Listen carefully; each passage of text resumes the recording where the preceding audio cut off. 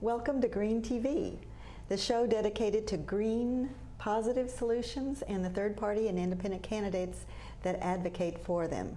I am Gail Farrell-Parker, your host. This is our benchmark show.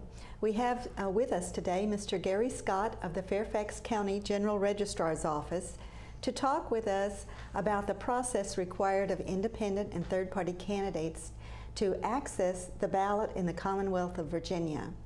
By that I mean the process to be officially a candidate for office with the candidate's name listed on the ballot. Welcome, Mr. Scott. Thank you very much. It's a pleasure to be here. Yeah, thank you so much for being here. In order to be an official candidate, even a write-in candidate, there are certain procedures that have to be followed, and the downloadable forms are available on the State Board of Elections website, I believe, are they? That's correct. The entire candidate package, for, every year the State Board of Elections on January creates a candidate package for every office. So in January of 2015, they will post on their website the candidate packages for local offices as well as the constitutional offices, which will be on the ballot this year: sheriff, Commonwealth's attorney, and clerk of the court. These forms have all the filing, these bulletins have all the filing requirements in them. And then from the same location, you can download any and all the forms that you need to do. The bulletins are very specific. They indicate, provide information of deadlines. There is a timeline as part of the bulletin. It indicates the deadlines for filing individual forms, with whom they have to be filed, and if forms have to be filed in more than one location. Okay, and who sets the requirements for these forms and the filings? Well, the requirements are set in the Code of Virginia. 24.2 of the Code of Virginia is the governing code for voter registration and elections in the Commonwealth of Virginia. The requirements for the petitions, for the filings of the candidates, are all established in that. Where the information is left a little vague, the State Board of Elections is empowered by the General Assembly to publish rules and regulations, which are also posted on their website. They also post regulations on the Virginia Town Hall, Electronic Town Hall. And pending regulations, they will also post on the Town Hall for comment before taking action. I see. So if the procedures aren't followed, then it's a matter of state code that is being broken, not just policy. Not just policy, and they have divided the problems on the filings into material omissions and immaterial omissions. And an immaterial omission is something that really doesn't affect the eligibility of an individual to be on the ballot. Whereas a material omission is a clear violation of either the Code of Virginia or it affects their eligibility. I see. A sample of a material omission that we see fairly frequently with independent candidates is they will download the petition forms as 2 pages, front and back. The law requires that the form be printed and circulated as a front and back single sheet of paper. Because the information is being attested to and then notarized. Therefore, any petition pages, as an example, that are submitted as 2 pages have to be rejected without consideration. I see. And the petitions are a requirement for independent and third-party candidates? For independent, third-party candidates, and in some cases for party candidates. I see. How does the process differ between larger parties and the independent and third-party candidates? Well, the biggest difference, at least, the biggest difference is the candidate selection.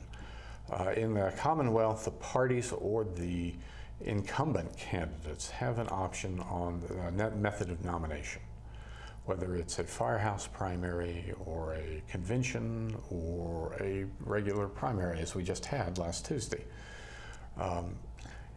In those instances, the candidates file almost all of their paperwork with the party chair rather than with either our office in the case of local candidates or with the State Board of Elections in the case of candidates for statewide or state parties such as the General Assembly. I see. So in those cases where the larger parties file petitions, Who validates those petitions? That is actually up to the party to determine the validity of the signatures. There is a provision under certain circumstances where the chair of the local committee can request our office to validate the petitions. The candidates cannot. Lately, we don't see too many of those. At one time, there was a fairly recent change in the code.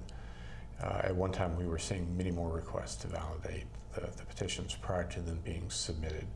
But once a petition is submitted to us, it's ours. I see. Okay, so if I understand you correctly, the party determines how many petition signatures are required? No, that's set in the code. It's in the code. Depending on the level of office. For a statewide office, whether it's president of the U.S. Senate, it's 10,000 signatures. The other federal office, House of Representatives, it's 1,000 signatures. For the state Senate, it's 250. For all other offices, it's 125, with the exception of the Soil and Water Commission, where it's only 25. I see, okay. So now, how does a party get the status so that they can determine if they want to nominate a candidate rather than go through the independent and third-party candidate? Well, to be the code identifies the requirements to be a regular standard, a large political party, such as the two major political parties. The parties must have a central committee that has registered with the State Board of Elections. They must have an organized party structure. To be identified on the ballot as a political party, they must have received 5% of the vote in the preceding federal election.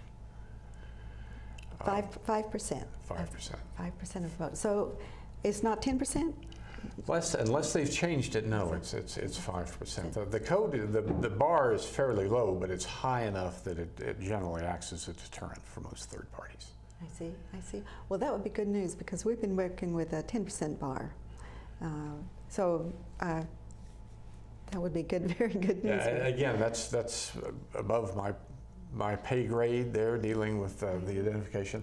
Now, they have loosened the rules. When I first began doing this, you were either, when I first began doing this, there was no party identification on the ballot at all. I see.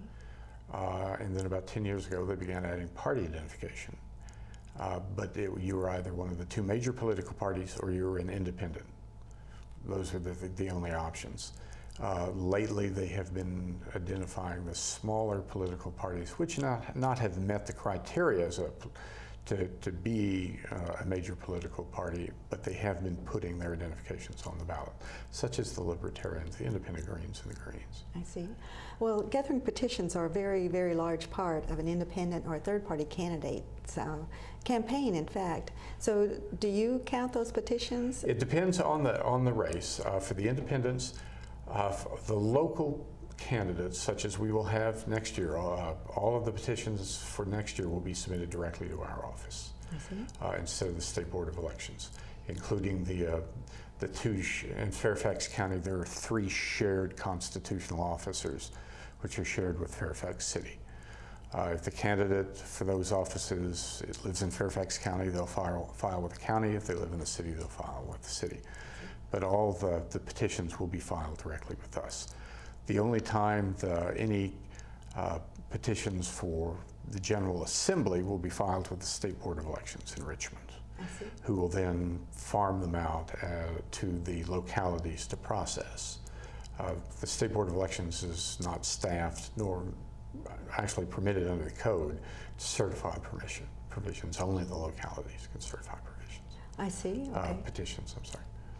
In your experience, Mr. Scott, what are some of the mistakes that new candidates make when they're trying to get on the ballot?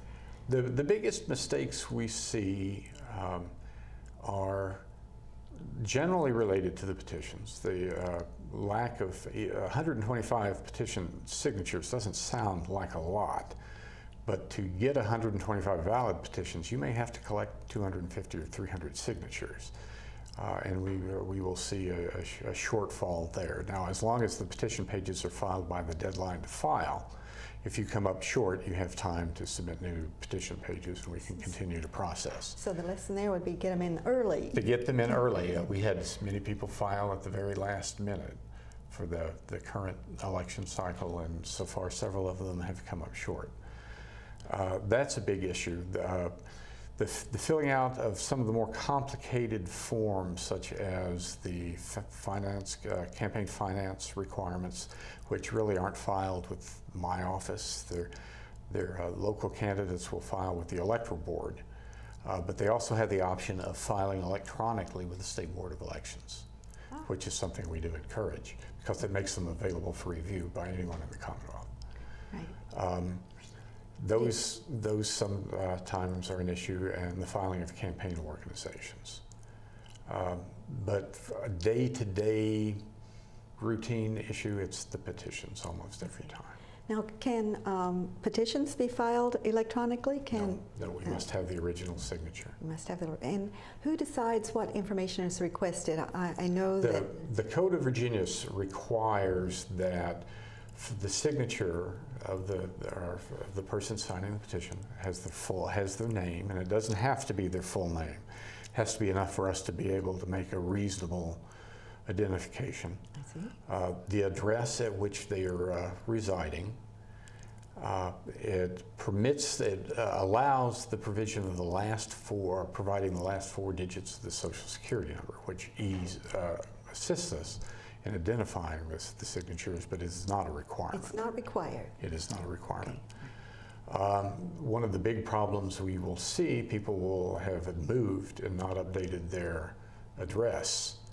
So we can have a signature, which would be perfectly acceptable under most circumstances, but if the address does not match what we have in our database, we can't accept it. I see. Even if it's just the house next door, it has to be a 100% match. 100% match. Okay. What about someone who wants to sign a petition, but they don't want to give their address for some reason? The law requires they must give their address. They must give the address. That's one of the ways we validate that they're eligible to sign the petition, because you must be eligible to vote for the candidate whose petition that you're signing for it to be considered valid.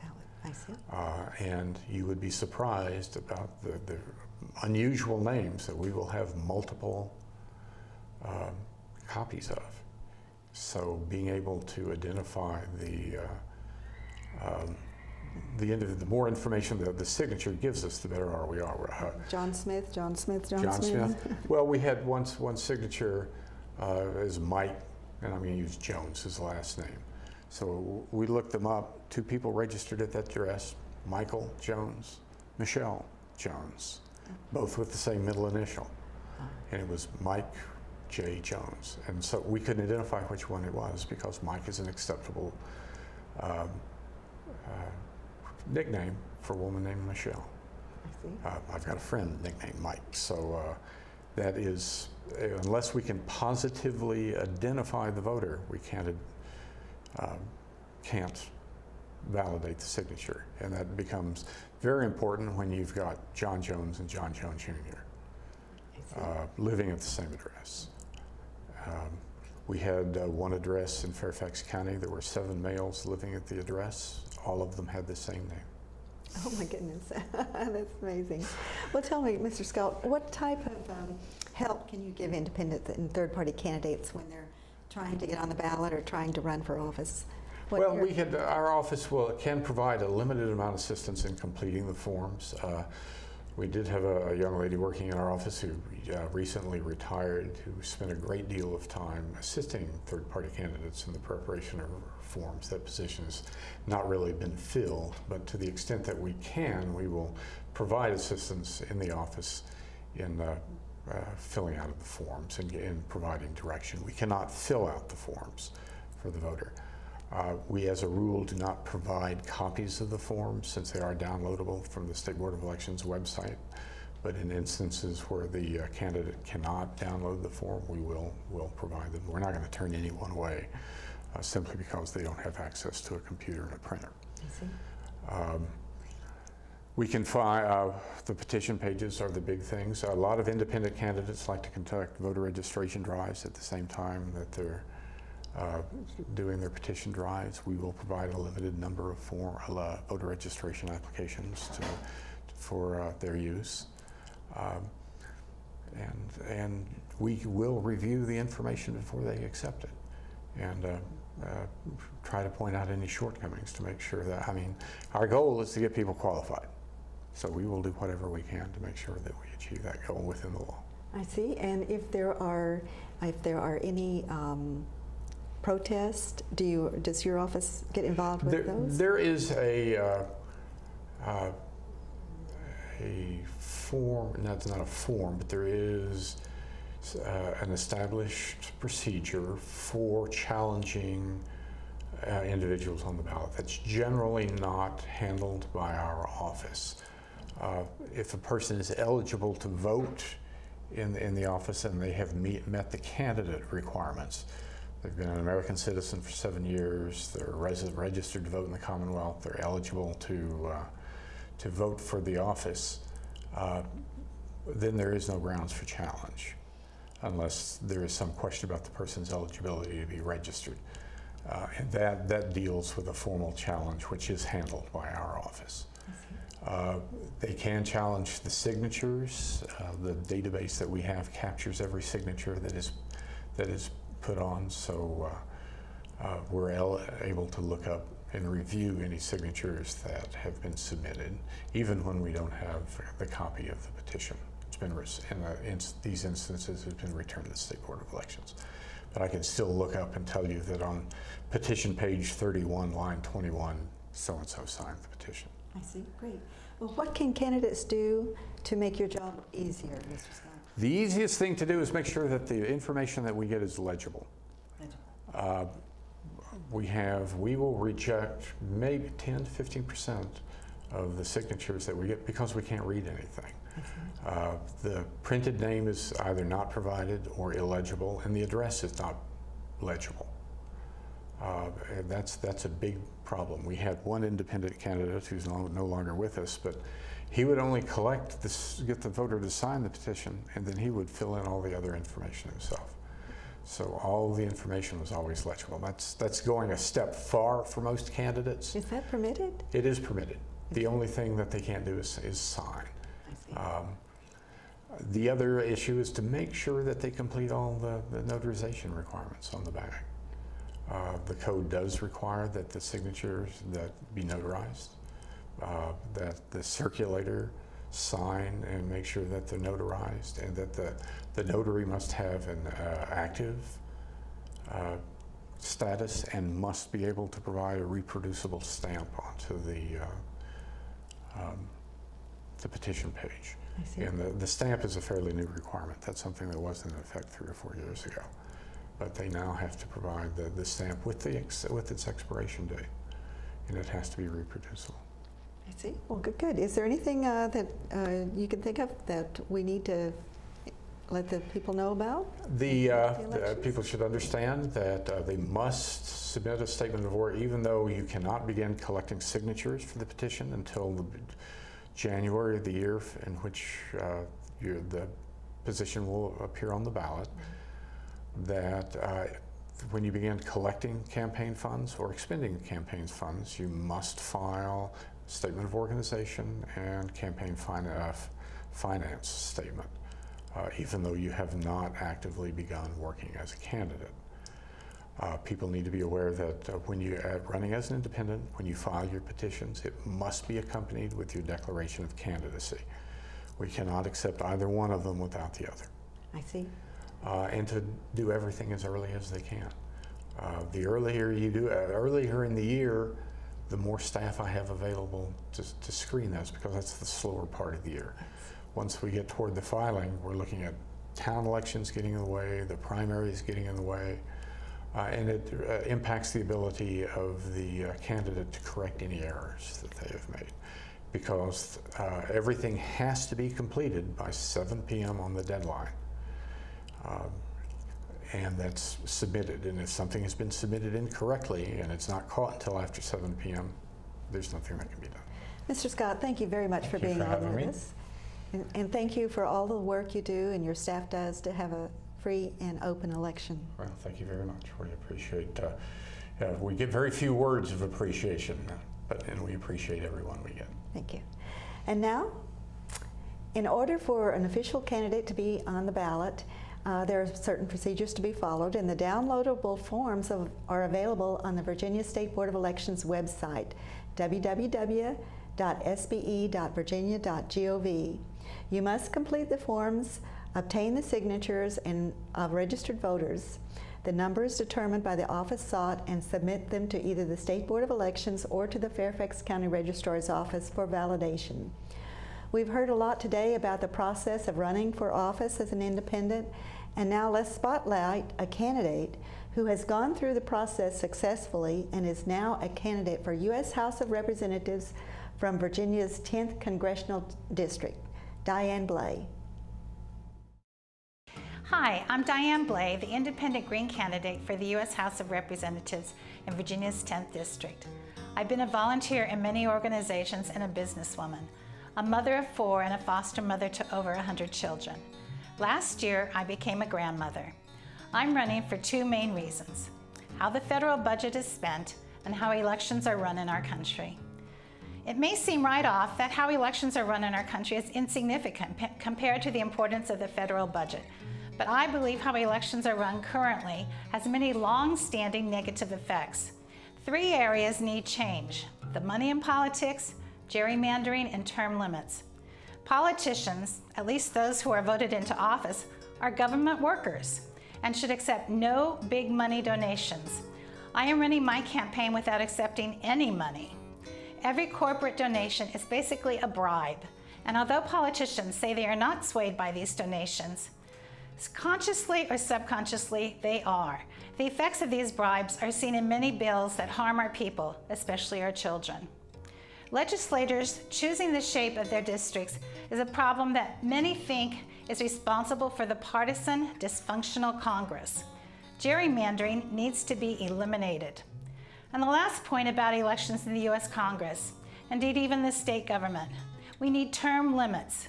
We want experienced people in Congress, but Congress was not meant to be a full-time job for life. The Independent Greens preach more trains, less traffic.